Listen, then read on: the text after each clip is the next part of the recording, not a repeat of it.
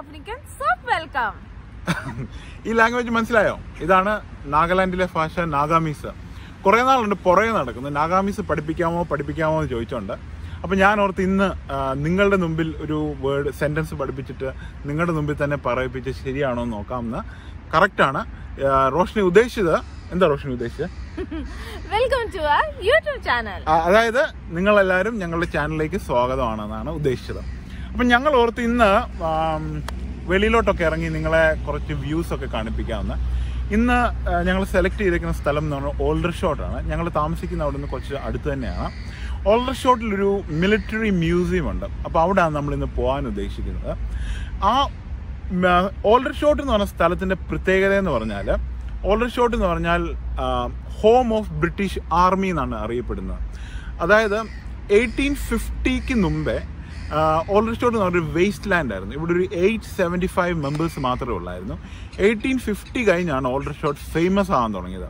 അതായത് 1853 തൊട്ടാണ് 1856 വരെ ക്രിമിയൻ വാർ നടന്നത്. എൻ്റെ ഓർമ്മ ശരിയാണെങ്കിൽ 8th സ്റ്റാൻഡേർഡിലാണ് ക്രിമിയൻ വാറിനെ പറ്റി പഠിച്ചത്. റോഷ്നി പഠിച്ചിട്ടുണ്ടോ ക്രിമിയൻ വാർ? എന്താ? ഓക്കെ, റോഷ്നിക്ക് ബോർ അടിക്കുന്നെന്ന് തോന്നുന്നു.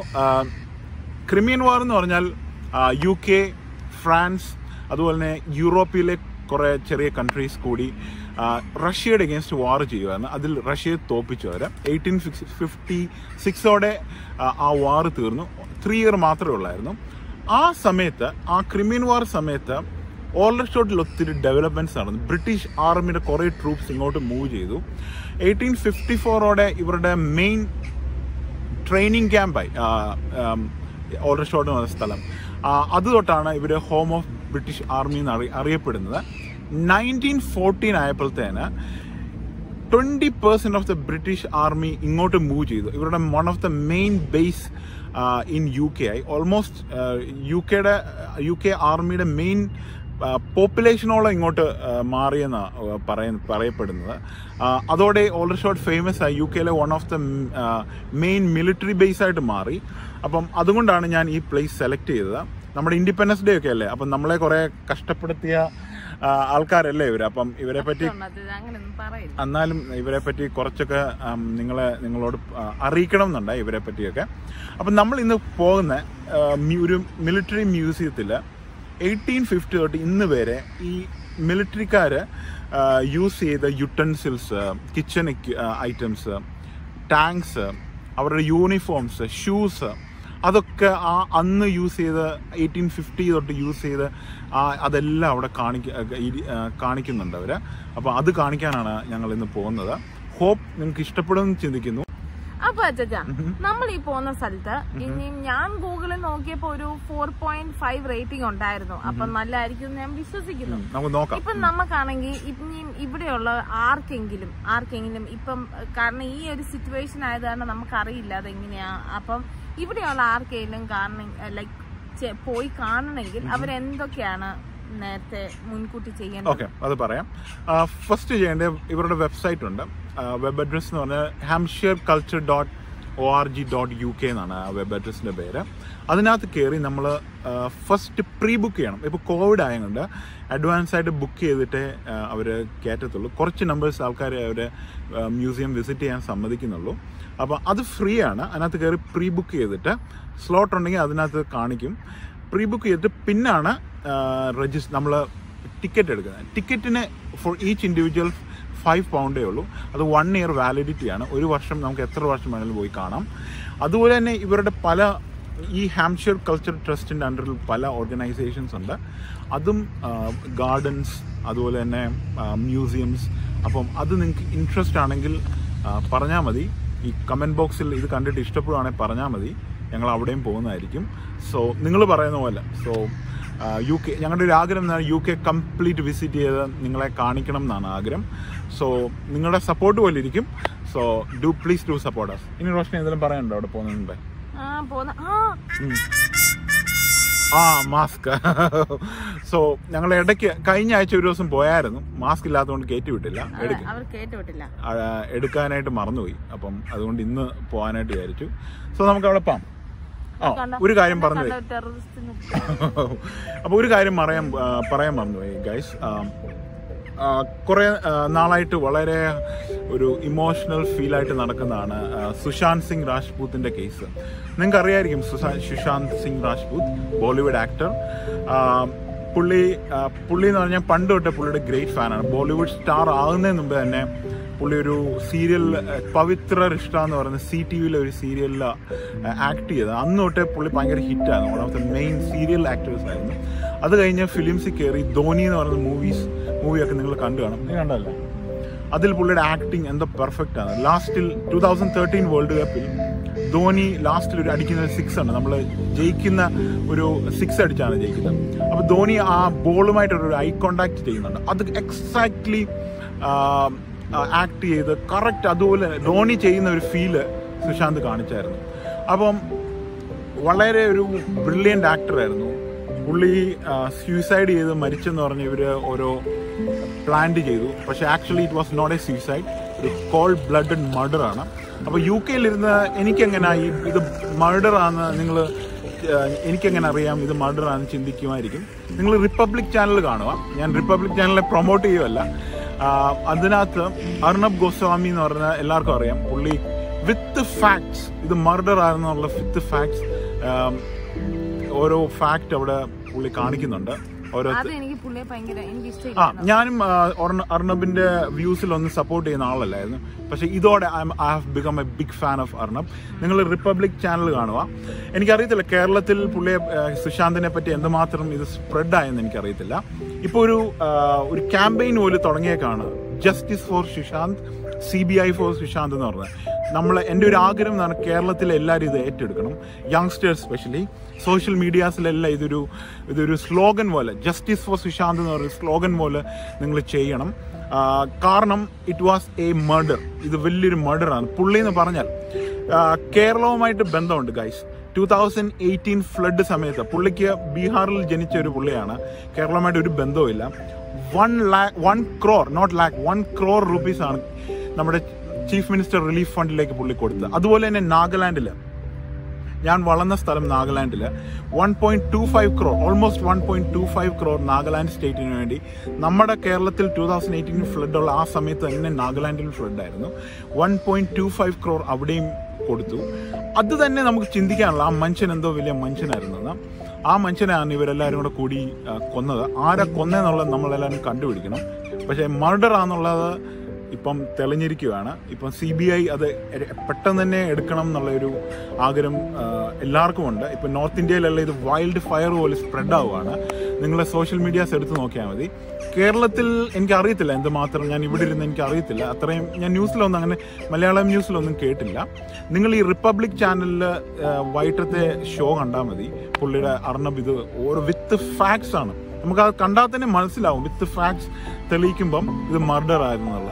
നിങ്ങളെല്ലാവരും ഇത് സ്ലോഗനായിട്ട് എടുക്കുക പ്ലീസ്. നമ്മുടെ സുശാന്തിന് വേണ്ടി നമ്മൾ ഫൈറ്റ് ചെയ്യണം. നമ്മുടെ കേരളത്തിൽ 1 crore rupees കൊടുത്ത ഒരാളാണ്. So please. സോ അതിന്റെ സ്ലോഗൻ എന്താ Roshni? Justice for Sushant, CBI for Sushant. അപ്പം ഞങ്ങളുടെ വീഡിയോ എന്താ ഇല്ലാന്ന് ചോദിച്ചോണ്ട് ഒരുപാട് പേര് ഞങ്ങളുടെ ഫ്രണ്ട്സ് വിളിച്ചു ചോദിച്ചു നിങ്ങൾ എന്നാ വീഡിയോ ഇടാൻ. ആക്ച്വലി ഞങ്ങളുടെ ഒരു മെന്റാലിറ്റി, വീഡിയോ ഇടാനുള്ള മെന്റാലിറ്റി അല്ലായിരുന്നു. ബിക്കോസ് കഴിഞ്ഞ ആഴ്ച നമുക്കറിയാം കേരളത്തിൽ ഒരുപാട് ഡിസാസ്റ്റേഴ്സ് ആയിരുന്നു. മറ്റേ പ്ലെയിനിന്റെ ക്രാഷ്, പിന്നെ ലാൻഡ്സ്ലൈഡ്, ഫ്ലഡിന്റെ ഒരു ത്രെട്ട്. അതുപോലെ തന്നെ ഫ്ലഡ് പല സ്ഥലത്തും ഉണ്ടായിരുന്നു. പാലായിലൊക്കെ ഫ്ലഡ് ഉണ്ടായിരുന്നു, ഇങ്ങനെ അറിഞ്ഞു. അപ്പം ഇതെല്ലാം കൂടെ കേട്ടപ്പോൾ ഒരു മെന്റാലിറ്റി, ഒരു വീഡിയോ ഇടാനുള്ള ഒരു സ്റ്റേറ്റിലല്ലായിരുന്നു ഞങ്ങളുടെ രണ്ടുപേരുടെയും. സോ അതുകൊണ്ടാണ് ഗൈസ് ഇടാൻ. ഈ വീഡിയോ എനിക്ക് തോന്നുന്നു കുറച്ച് ലെങ്തി ആയിരിക്കും, കാരണം നമുക്ക് ഒരുപാട് കാര്യങ്ങൾ പറയാനുണ്ടായിരുന്നു. പിന്നെ അതെല്ലാം കാണിക്കണം. സോ കുറച്ച് ലെങ്തി ആയിരിക്കും. ബോറടിക്കുകയാണെങ്കിൽ സോറി. നമുക്കിനി മ്യൂസിയത്തിലോട്ട് പോവാം. അപ്പൊ അതിനു മുമ്പ് നമ്മുടെ സ്ലോഗൻ പറയണ്ടേ? Justice for Sushant. അത് മാത്രമല്ല പിന്നെ please like, share and subscribe. ഇപ്പം വളരെ ഇമ്പോർട്ടന്റ് ആയിട്ട് ജസ്റ്റിസ് ഫോർ സുശാന്ത് ആണ്. നമ്മുടെ ലൈക്ക് സബ്സ്ക്രൈബിനെക്കാട്ടിലും ഇമ്പോർട്ടന്റ് ആണ് ജസ്റ്റിസ് ഫോർ സുശാന്ത്. നിങ്ങൾ ഈ ആഴ്ച ലൈക്കും സബ്സ്ക്രൈബും ചെയ്തില്ലെങ്കിലും കുഴപ്പമില്ല. Yes guys, for Sushant, only for Sushant. ഈ ആഴ്ച നിങ്ങളുടെ സ്ലോഗൻ ആയിരിക്കണം justice for Sushant. Okay, subscribe ചെയ്യണേ. Okay guys. റോഷ്നി ഓർത്ത് സബ്സ്ക്രൈബ് കൂടെ ചെയ്തേരാ. ലൈക്കും ചെയ്യണം, മതി ഷെയറും ചെയ്യണം, അത്ര മാത്രം ചെയ്യണം. പിന്നെ ബെൽ ബട്ടൺ അത് പറഞ്ഞില്ലേ, പിന്നെ എന്നാലും ജസ്റ്റിസ് ഫോർ സുശാന്ത് ഉണ്ട്, എന്നാലും ബെൽ ബട്ടണും കൂടെ അമർത്തി തരും, എന്നാലും ഞങ്ങളുടെ അടുത്ത വീഡിയോ കിട്ടും. ഓക്കെ, അപ്പൊ നമുക്ക് മ്യൂസിയത്തിലോട്ട് പോവാം. ഓക്കെ, സോ ഗൈസ്, മുമ്പേ പറഞ്ഞ പോലെ തന്നെ മ്യൂസിയത്തിന്റെ അകത്ത് ടിക്കറ്റ് ചെക്കിംഗ് എല്ലാം കഴിഞ്ഞ് കയറിയേക്കുവാണ്. നിങ്ങൾ എക്സൈറ്റഡ് ആണോ? Hope so. മ്യൂസിയത്തിന്റെ ഫസ്റ്റ് സെക്ഷനിൽ വന്നേക്കാണ്. ഇവിടെ ഷോ കേസിൽ പഴയ സോഡ ബോട്ടിൽസ്, വാട്ടർ ബോട്ടിൽസ്, അതുപോലെ തന്നെ ഹാറ്റ് ക്ലീൻ ചെയ്യുന്ന ബ്രഷ്, അന്നത്തെ കാലത്ത് ഇവിടുത്തെ കമ്മ്യൂണിറ്റിയിലുള്ള ആൾക്കാർ അതുപോലെ തന്നെ ആർമി യൂസ് ചെയ്തതാണ്. ഇത് വെയിങ് മെഷീൻ യൂസ് ചെയ്യുന്ന വെയ്റ്റ്സ് ആണ്. പിന്നെ മിൽക്ക് ബോട്ടിൽസ്, മെഷറിംഗ് കപ്സ്, അതായത് മിൽക്ക് മെഷറിംഗ് കപ്സ് ആണ് ഇവിടെ കാണിച്ചേക്കുന്നത്. അതാണ് ഫസ്റ്റ് സെക്ഷനിൽ. ഇനിയും കാണിക്കുന്ന ഒരു കുറേ ഓൾഡർഷോട്ടിൻ്റെ പഴയ 1900-ലെ ഫോട്ടോഗ്രാഫ്സ് ആണ്. അതായത് സിറ്റിയുടെ ഫോട്ടോഗ്രാഫ്സ് ആണ്. അന്നത്തെ സിറ്റി എങ്ങനെയായിരുന്നുള്ള കനാൽസ്, വാഗൺ വിത്ത് ഹോഴ്സ്. ഇതൊരു ഹോട്ടലാണ് അന്നത്തെ കാലത്തെ ഇവിടുത്തെ ഓൾഡർഷോട്ട് എന്ന സ്ഥലത്തെ. സോ പിന്നെ ഇതൊരു 1943 ഒരു ഫേമസ് ഫാമിലി ഉണ്ടായിരുന്നു, റംബിൾ ഫാമിലി. അവിടുത്തെ ഒരാൾ ഹാൻഡ് മെയ്ഡ് ടോയ് ട്രെയിൻ ഉണ്ടാക്കിയതാണ്. പിന്നെ ലെറ്റർ ബോക്സ്, അതുപോലെ തന്നെ ഇതൊരു ഷോപ്പിൻ്റെ അകത്തെ ഒരു ഫോട്ടോഗ്രാഫാണ്. അന്ന് ട്രേഡ് നടന്ന ഒരു എക്സാമ്പിൾ കാണിച്ചാണ് ഇവർ. ഓൾഡർഷോട്ട് സ്ട്രീറ്റിൻ്റെ ഫോട്ടോ, അതുപോലെ തന്നെ വാഗൺ, അന്ന് ട്രാൻസ്പോർട്ടേഷനൊക്കെ വാഗൺ വിത്ത് ഹോഴ്സസിലാണ് നടന്നുകൊണ്ടിരുന്നത്. അതുപോലെ തന്നെ ഒരു ഫാഷൻ സപ്ലിമെൻ്റ് ആണ്, ഒരു ന്യൂസ് പേപ്പറിൽ ഇറങ്ങിയതാണ് അന്നത്തെ കാലത്ത്. ഇനി അടുത്തൊരു മിനിയേച്ചർ കിച്ചണിലോട്ടാണ് നമ്മൾ പോകുന്നത്. ഇത് കണ്ടോ, പഴയ പ്ലേറ്റ്സ് ഒക്കെ ഇവർ ഇപ്പോഴും പ്രിസർവ് ചെയ്ത് വെച്ചിട്ടുണ്ട്. അതുപോലെ തന്നെ 3 ലാംപ്സ് ആണ് ടോപ്പിൽ കാണുന്നത്. എന്തോ മിക്സ് ചെയ്യുന്ന സംഭവമാണ് ഈ കാണുന്ന എക്യുപ്മെന്റ്. പിന്നെ ടൈപ്പ് റൈറ്റർ, സ്വിങ് മെഷീൻ. ഇത് ഡ്രം സെറ്റ് ആണ്, ആർമിയുടെ മ്യൂസിക്കൽ റെജിമെന്റ് യൂസ് ചെയ്തതാണ് അന്നത്തെ കാലത്ത്. പിയാനോ, ബ്യൂഗൾ എന്ന് പറയുന്നൊരു ഇൻസ്ട്രുമെന്റ് ഇപ്പോൾ കാണാം, ഇതാണ്. സോ ഇതൊക്കെ അന്ന് ആർമിയുടെ മ്യൂസിക്കൽ റെജിമെന്റ് എന്ന് പറയും, അവർ യൂസ് ചെയ്ത. പിന്നെ ഈ കാണുന്ന ബിൽഡിംഗ് ആണ് അന്ന് മ്യൂസിക്കൽ ഐറ്റംസ് ഒക്കെ സെയിൽ ചെയ്ത ഷോപ്പാണ് ഓൾഡർഷോട്ടിൽ. ഇതൊരു ട്രേഡ്, അന്നത്തെ മാർക്കറ്റിന്റെ ഒരു ഫോട്ടോഗ്രാഫാണ് ഈ ബാക്ക്ഗ്രൗണ്ടിൽ കാണുന്നത്. അന്ന് എങ്ങനെ മാർക്കറ്റ് നടന്നതെന്നുള്ളതാണ്. ഇതൊരു ലേഡി എന്തോ വൈനോ വാട്ടർ എന്തോ സെയിൽ ചെയ്യാൻ നിൽക്കുന്ന ഒരു റെപ്ലിക്കയാണ്. ഒരു ലേഡി അവിടെ അതിൻ്റെ ഒരു മോഡൽ ഉണ്ടാക്കി വെച്ചേക്കുവാണ്. അവിടെ കുറേ ജാർസും, അപ്പം അതാണ് കാണിക്കുന്നത്. ഇത് ഷോപ്പാണ് അവർ റെപ്ലിക്കേറ്റ് ചെയ്യുന്നത്. അന്നത്തെ ടൗണിൽ നടന്ന സംഭവമാണ് കാണിക്കുന്നത്. ഇനി അടുത്ത് നമ്മൾ അന്ന് നടന്ന ഫാമിങ്ങിനെ പറ്റിയൊക്കെയാണ് ഇവിടെ ഫോട്ടോഗ്രാഫിയിൽ വെച്ചേക്കുന്നത്. പിന്നെ അന്നത്തെ ക്ലേസ് ആണ്. ഇത് കുറേയൊക്കെ ബ്രേക്ക് ആയിട്ടുണ്ട്, ഒത്തിരി 100-120 വർഷമായില്ലേ. സോ അതൊക്കെയാണ് ക്ലേസ്, ഗ്ലാസ്, ഇതെല്ലാം മെയ്ഡ് ഓഫ് മഡാണ്. സോ ഇതൊരു ജാറാണ്, എന്തൊക്കെയോ കളക്ട് വൈനായിരിക്കും ഉദ്ദേശിക്കുന്നത്. പിന്നെ ഇത് കിച്ചൻ്റെ റെപ്ലിക്കയാണ്. കിച്ചണിലെ ഓരോ പോർഷനിൽ എന്തൊക്കെ വെക്കുന്നതെന്നുള്ളതാണ്. ഇത് 2 റാബിറ്റ്, 3 ചിക്കൻ ഇവിടെ വെച്ചിട്ടുണ്ട്. ഇത് ഒറിജിനലിന് പോലെ തന്നെ ഫീലാണ്, പക്ഷെ ഒറിജിനൽ അല്ല. ജസ്റ്റ് ഒരു ഡെമോ പോലെ നമുക്ക് മനസ്സിലാക്കാൻ വേണ്ടി ഇതിനകത്ത് വെച്ചേക്കുവാണ്. അതാണ് ഇവിടെ കാണിക്കുന്നത് ഇവർ. സോ ഇപ്പം കണ്ടത് ഒരു ലേഡി എന്തോ ടീ പ്രിപ്പയർ ചെയ്ത് വെയിറ്റ് ചെയ്ത് നിൽക്കുന്നതാണ് ഇപ്പോൾ ഇതിനകത്ത് കാണിക്കുന്നത്. അതുപോലെ തന്നെ മ്യൂസിക്കൽ റെജിമെൻ്റ് ഒരു മെമ്പർ വിത്ത് ഡ്രം സെറ്റിൻ്റെ സ്റ്റാച്ചു ആണ് കാണിക്കുന്നത്. ഇനി നമ്മൾ കയറാൻ പോകുന്ന ഒരു സ്പെഷ്യൽ റൂമിലാണ്. ഈ റൂമിലാണ് first engine powered aircraft 1908 UK വന്നപ്പം ഉള്ള കാര്യങ്ങളാണ് ഈ റൂമിൽ എക്സ്പ്ലെയിൻ ചെയ്യുന്നത്. ഇതൊരു ബ്ലാക്ക് ആൻഡ് വൈറ്റ് TV അന്ന് ഫ്ലൈ ചെയ്ത് കാണിക്കുകയാണ്. ഈ പുള്ളി കോഡി എന്ന് പറയുന്ന ആളാണ് ഫ്ലൈ ചെയ്തത്. ഇത് first engine powered aircraft UK വന്നപ്പം അതിൻ്റെ ഒരു ഫോട്ടോയാണ്, അന്ന് പുള്ളി ഫ്ലൈ ചെയ്ത എയർക്രാഫ്റ്റിൻ്റെ ഫോട്ടോയാണ്. ഈ പുള്ളി ഫ്ലൈ ചെയ്ത എക്സാക്റ്റ് പ്ലെയിൻ ഫാറംബ്രോ എയർ മ്യൂസിയത്തിൽ വെച്ചിട്ടുണ്ട്. അത് കോവിഡ് കാരണം ക്ലോസ്ഡ് ആണ്, പിന്നെ ഞാൻ കാണിക്കുന്നതായിരിക്കും. അപ്പോൾ ഇതാണ് ഇപ്പോൾ ബ്ലാക്ക് ആൻഡ് വൈറ്റ് TV പുള്ളി ഫ്ലൈ ചെയ്ത ഈ പ്ലെയിനാണ്. ഇതിനെപ്പറ്റി ഞാൻ ഇപ്പോൾ പറഞ്ഞത്. സോ അന്ന് അവരെടുത്ത് വെച്ചാണ്. ഇത് ക്ലിയർ അല്ല, ബ്ലാക്ക് ആൻഡ് വൈറ്റ് ആയതുകൊണ്ട്. ഇത് പുള്ളിക്ക് അന്ന് കിട്ടിയ ട്രോഫിയാണ് ഈ റൊട്ടേറ്റ് ചെയ്യുന്നത്. ഒരു ഹോഴ്സിൻ്റെ ഷേപ്പിലാണ് ഇത് ഇങ്ങനെ ഇരിക്കുന്നത്. ഇത് ആ പ്ലെയിനിൻ്റെ ഒരു ഫോട്ടോയാണ്. സോ യാ, പിന്നെ ഈ 1908 അതായത് 1904 ഇത് US മാനുഫാക്ചർ ചെയ്തിട്ട് 1908 ഇത് UK വന്നത്. പിന്നെ അത് കഴിഞ്ഞ് ഇപ്പോൾ ആ വീഡിയോ ഒന്നുകൂടെ കാണിക്കുവാണ്. ഇത് പുള്ളി ഷെഡ് തുറന്നു. ഈ ഷെഡിനകത്ത് ഈ പ്ലെയിൻ പാർക്ക് ചെയ്തേക്കുവാണ്. അപ്പം ആ ഷെഡ് തുറന്ന് പുള്ളി ഫ്ലൈ ചെയ്യാനാണെന്ന് തോന്നുന്നു ഉദ്ദേശം. പുള്ളിയുടെ വൈഫാണിത്. പുള്ളിക്കാരിയും പൈലറ്റായിരുന്നു. പുള്ളിക്കാരിയെ കണ്ടാണ് പുള്ളി ഫ്ലൈ ചെയ്യാൻ ഇൻസ്പയർഡായിട്ട് കോടി എന്ന് പറഞ്ഞ ആൾ ഇൻസ്പയർ ആയത്. ഇത് ആ പ്ലെയിനിൻ്റെ പ്രൊപ്പല്ലറാണ്. പിന്നെ താഴെ സ്പേസ് ഷിപ്പിൻ്റെ ഒരു ഡെമോ വെച്ചിട്ടുണ്ട്. Yes, this is the one. അപ്പം അങ്ങനെ ഒത്തിരി കാര്യങ്ങളുണ്ട് ഇതിനകത്ത്. അതുപോലെ തന്നെ അന്നത്തെ നമ്മൾ ആ വീഡിയോ കണ്ട പോലെ ട്രോഫി ഇവിടെ വെച്ചിട്ടുണ്ട്. ഇതെല്ലാം ഒറിജിനലാണ്. അപ്പം ഞങ്ങൾ ഈ ബിൽഡിങ്ങിൻ്റെ മനോഹരമായ കാഴ്ചകളൊക്കെ കണ്ട് ഞങ്ങൾ അടുത്ത ബിൽഡിങ്ങിലോട്ട് പോവാണ്. ഈ ബിൽഡിങ്ങിൻ്റെ പേര് ദി ജോൺ റീഡ് ഗാലറി എന്നായിരുന്നു. നമ്മൾ ഇറങ്ങി വന്ന ബിൽഡിങ്ങിന് ഒരു പേരുണ്ടായിരുന്നു. ഇവരിങ്ങനെ എല്ലാ ബിൽഡിങ്ങിനും ഓരോ പേരിട്ടിട്ടുണ്ട്. അപ്പം നമ്മൾ ഇറങ്ങി വന്ന ബിൽഡിങ്ങാണ് തിരിയട്ടെ തൃശ്ശൂർ ലോക്കൽ ഹിസ്റ്ററി ഗാലറി. ഇതിനകത്ത് കൂടുതലും ഹിസ്റ്ററിപരമായിട്ടുള്ള കാര്യങ്ങളായിരുന്നു നിങ്ങൾ കണ്ടത്. അതായത് അഗ്രികൾച്ചർ, അവരുടെ കുറച്ച് ആർമിയുള്ളൂ. പക്ഷെ ഇനി നമ്മൾ ഇങ്ങോട്ട് കയറുന്നത് മൊത്തം ആർമി റിലേറ്റഡ് ആയിട്ട് കാര്യങ്ങളായിരിക്കും. കണ്ടില്ലേ, ഈ ബാനർ കണ്ടോ? അവരെഴുതി വെച്ചിരിക്കുന്നതാണ് Aldershot Home of British Army. അപ്പം ബ്രിട്ടീഷ് ആർമി ഇവിടെ വന്നതും അവർക്ക് കൊടുത്ത സ്വീകരണങ്ങൾ, പിന്നെ ചില അവരുടെ ഇമോഷൻസ്, അവരുടെ ലഗേജസ്, അവരുടെ വെഹിക്കിൾസ്, പിന്നെ അവരുപയോഗിച്ചിരുന്ന എക്യുപ്മെന്റ്സ്, വേഷവിധാനങ്ങൾ, ഇതൊക്കെ ആയിരിക്കും നിങ്ങൾ ഇവിടെ കാണുന്നത്. So enjoy it. You and me stuck on the ocean now, nothing but waves and they're spilling in. I wanna dry up but you just keep on going, don't you? I don't even know how we got here, all my reasoning have disappeared. I wanna bury the hatchet and find the way back to our home, our home, our home. We don't have to drift inside this dome. I will not let us fade away. It's not a price I wanna pay, and it's not too late. No, we lost our purpose, chasing all that surplus. You were all that I need. I feel that we can break free. We can still go back there to a place with no cares. We can turn this ship around. We can turn this ship around all the way back home. Chasing all that we don't have, chasing all that we don't have, chasing all that we don't have, all the way back home. Chasing all that we don't have, chasing all that we don't have, chasing all that we don't have. Yesterday we could be ourselves, didn't have much but nevertheless we were true to each other. But now we don't even bother. I remember you being hopeful, but the tall waves have worn us down, and slowly we are drowning. That's why you need to come with me, with me, with me. Turn around 180 degrees and cross the sea.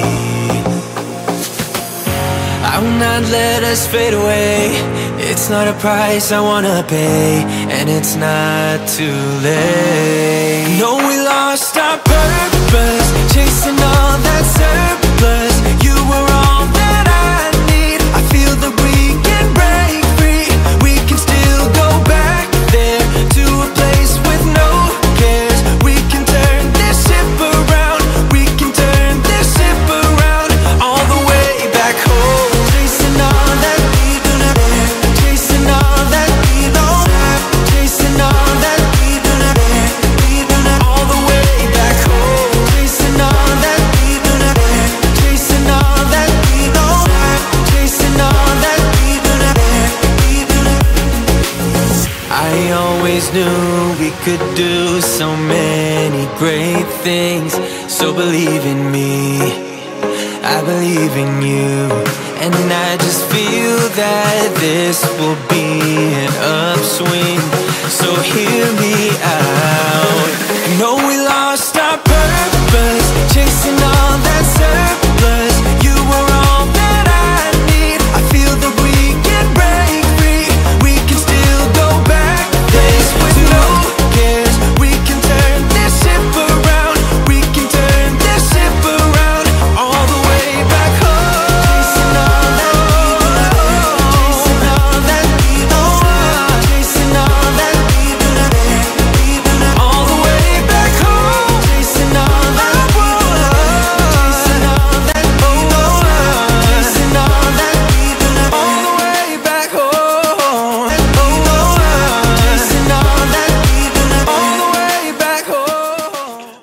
So guys, നമ്മൾ ഈ last ബിൽഡിങ്ങിൻ്റെ view കണ്ട് വെളിയിലോട്ടിറങ്ങുകയാണ്. നമ്മളിപ്പോൾ 2 ബിൽഡിങ്സിൻ്റെയും views കണ്ടു.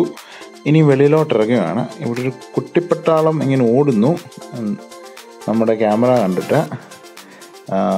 So നമ്മളിപ്പം വെളിയിലോട്ട് പോകുന്ന ഇവരുടെ കുറേ ആർമി വെഹിക്കിൾസ് ഔട്ട്സൈഡ് പാർക്ക് ചെയ്തിട്ടുണ്ട്. ഈ കാണുന്ന ചലഞ്ചർ 1 ടാങ്കാണ്.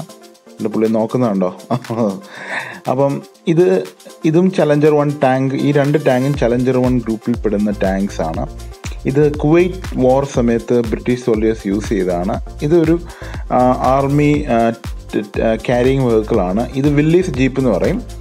ഇത് ഹൈ ടെറൈൻസിൽ ഹെവി ലോഡ് ക്യാരി ചെയ്യാൻ വേണ്ടി ബ്രിട്ടീഷ് സോൾജേഴ്സ് യൂസ് ചെയ്തതാണ്. അതുകൊണ്ട് അതിൻ്റെ പേരാണ് വില്ലീസ് ജീപ്പ്. അടുത്ത് നമ്മൾ കാണാൻ പോകുന്നതാണ് റേഞ്ച് റോവർ എണ്ണത്തിൽപ്പെടുന്ന ഒരു വെഹിക്കിളാണിത്. 1914 വേൾഡ് വാർ 1 സമയത്ത് അമേരിക്കൻ ഫോഴ്സസ് യൂസ് ചെയ്ത വെഹിക്കിളാണിത്. നെക്സ്റ്റ് ആണ് പൗണ്ട് ഗൺ. നമ്മുടെ നാട്ടിലെ ബൊഫേഴ്സ് ഗണ്ണിൻ്റെ ഒരു വേറൊരു റെപ്ലിക്കയാണ്. ഇത് പെട്രോൾ ആൻഡ് ഡീസൽ വേരിയൻറ്റിൽ വരും. മൂവബിൾ ആണ്. Anti tank ഗണ്ണാണ്.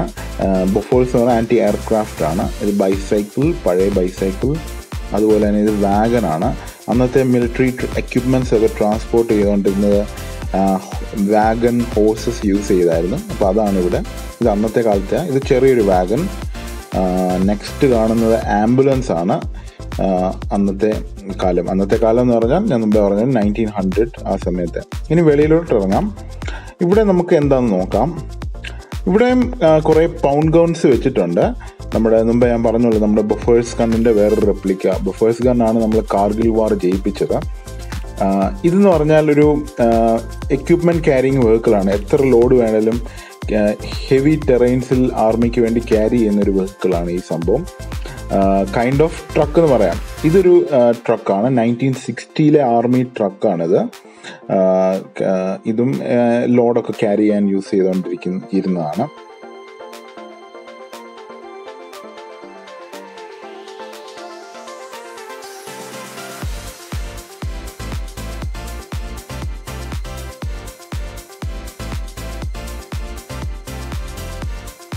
സോ ഗൈസ്, ഈ കാണുന്ന ടാങ്ക് ഒബ്സർവേഷൻ ടാങ്ക് ആണ്. എനിമീസിനെയൊക്കെ ഒബ്സർവ് ചെയ്യാൻ യൂസ് ചെയ്യുന്ന ടാങ്കാണിത്. സോ ഇനി അടുത്ത ടാങ്കാണ് എക്സ്പ്ലോറേഷന് യൂസ് ചെയ്യുന്ന സ്കോർപ്പിയൻ ടാങ്കാണിത്. നമ്മൾ ന്യൂ പ്ലേസസ് ഒക്കെ ചെല്ലുമ്പം അവിടെ എക്സ്പ്ലോർ ചെയ്യാൻ യൂസ് ചെയ്തുകൊണ്ടിരുന്ന ഒരു ടാങ്കാണിത്. സോ അതാണിപ്പോൾ ഇവിടെ കാണുന്നത്. സോ അതിൻ്റെ ഫ്രണ്ട് സൈഡാണിത്. പിന്നെ ഇവിടെ വേറെ മിലിറ്ററി വെഹിക്കിൾസും ഇവിടെ ഉണ്ട്. ഇതൊരു ബുള്ളറ്റ് പ്രൂഫ് വെഹിക്കിളാണ്. പിന്നെ ഇവിടെയും ഉണ്ട് കുറേ മിലിറ്ററി വെഹിക്കിൾസ്. അപ്പം ഇതോടെ നമ്മുടെ മ്യൂസിയം വ്യൂ കഴിഞ്ഞിരിക്കുകയാണ്. ഇനി നമ്മൾ ഇത് കഴിഞ്ഞ് നേപ്പിയർ ഗാർഡൻസിലോട്ട്, നമ്മൾ ഇൻട്രൊഡക്ഷൻ തുടങ്ങിയ ഗാർഡനിലോട്ട് തിരിച്ചു പോവുകയാണ്. ഇവിടെ തൊട്ടടുത്താണത്. ജസ്റ്റ് നടന്ന് പോകാനുള്ള ദൂരമേ ഉള്ളൂ. സോ നമുക്ക് അങ്ങോട്ട് പോകാം.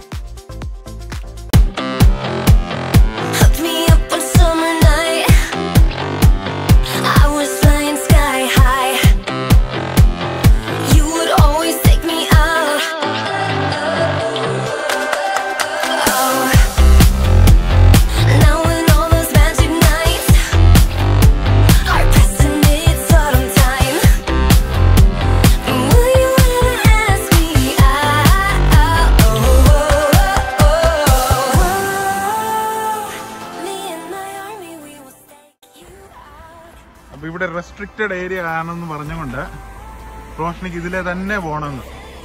അപ്പം നിങ്ങൾ ചിന്തിച്ചു വേണം, ഇവിടെ സ്കൂളിൽ എന്തോ തല്ലിപ്പുള്ളിയായിരുന്നു. മിക്കവാറും എഞ്ചിനീയറിംഗിന് ക്ലാസ്സിൽ വെളിയിലായിരുന്നു അല്ലേ? അന്ന് ഗൈസ്, മിക്കവാറും എഞ്ചിനീയറിംഗ് ക്ലാസ്സിൽ സാധാരണ ആണുങ്ങളാണ് ടീച്ചർ ഇറക്കി വിടുന്നത്. ഇവളായിരുന്നു ഔട്ടാക്കിക്കൊണ്ടിരുന്നത്. Because of more and more talking.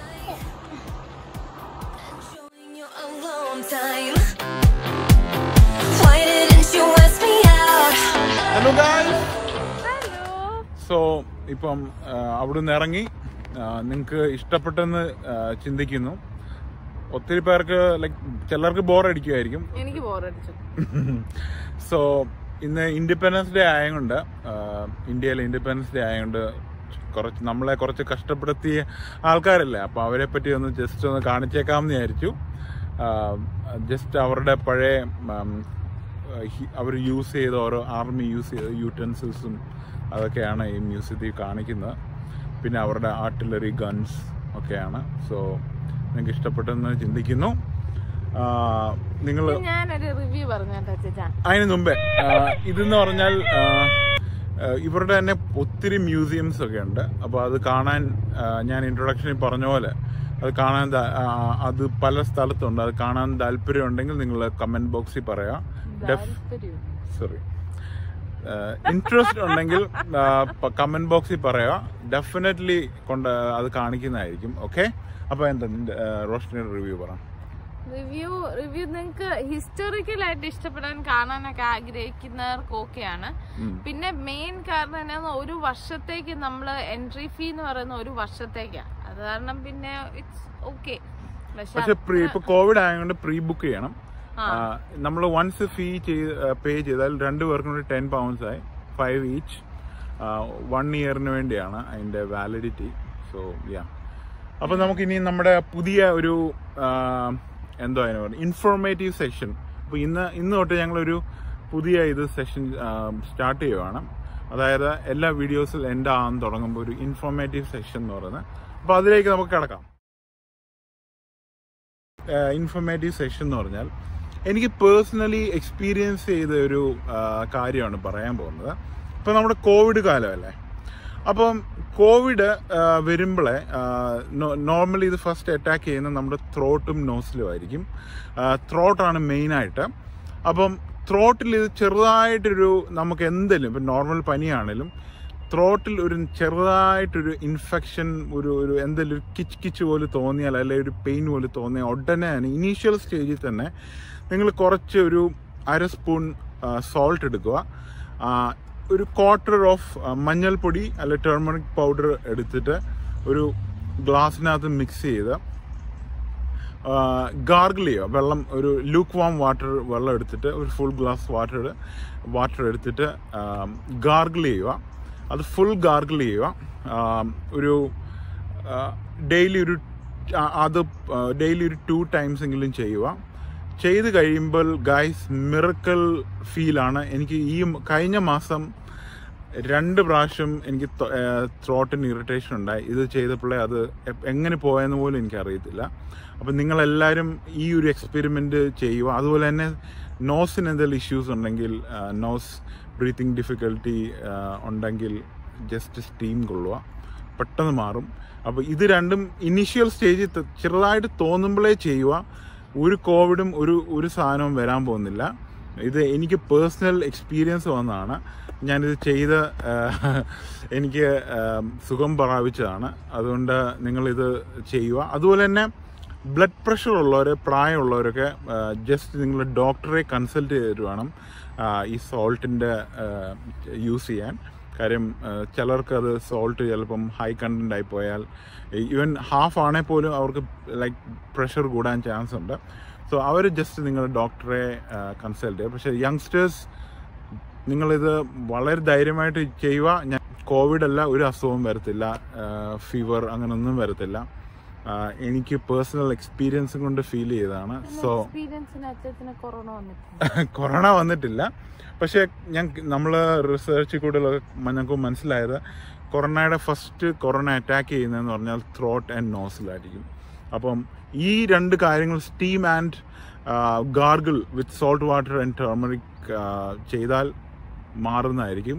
So നിങ്ങളൊന്ന് ട്രൈ ചെയ്യുക ഇങ്ങനെ ഒന്ന് വരുമ്പോൾ. പക്ഷെ ഒരു കാര്യം ശ്രദ്ധിക്കുക, തുടക്കുന്ന ആ ഒരു ഫസ്റ്റ് 1 hour ഉണ്ട്, നമുക്കറിയാമല്ലോ ത്രോട്ടിന് ഇഷ്യൂസ് വരുമ്പോൾ, അന്നേരം തന്നെ ചെയ്യണം. പിന്നെ ഡിലേ ആയി കഴിഞ്ഞാൽ ഒരു 5-6 hours കഴിഞ്ഞാൽ ഇതങ്ങ് കൂടിയിരിക്കും. അപ്പോൾ അന്നേരം ചെയ്തിട്ട് കാര്യമില്ല. തുടങ്ങുമ്പോഴേ ചെയ്താൽ ഭയങ്കര മിറക്കിൾസ് റിസൾട്ട് ആയിരിക്കും. സോ നിങ്ങളൊന്ന് ട്രൈ ചെയ്ത് നോക്കുക. ഓക്കെ, എന്നിട്ട് കമന്റ് ബോക്സിൽ പറയുക. Okay, so best of luck. അപ്പോൾ ഗൈസ്, ഇന്നത്തെ എപ്പിസോഡ് ഞങ്ങൾ ഇവിടെ വൈൻഡപ്പ് ചെയ്യാണ്. അപ്പം അടുത്ത പ്രാവശ്യം കാണുന്നവരെ till then take care, bye bye. We could do so many great things, so believe in me, I believe in you, and I just feel that this will be an upswing. So here